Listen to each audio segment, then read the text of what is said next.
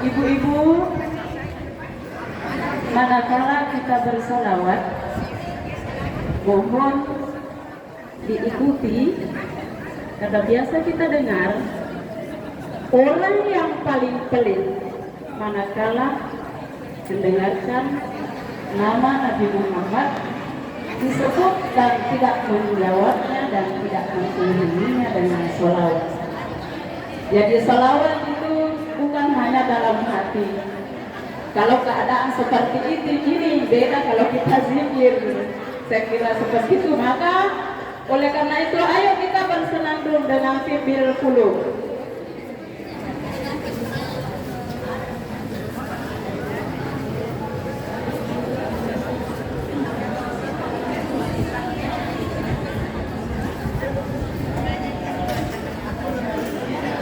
Supaya kita dengarkan firman Allah dalam memerintahkan atau menyuruh kita bersalawat. A'udzu billahi minasyaitonir rajim.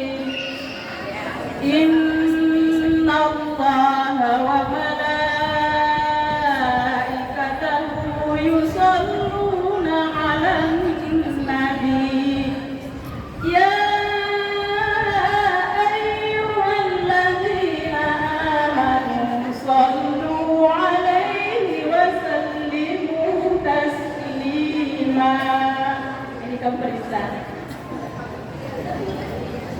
Allahumma shalli 'ala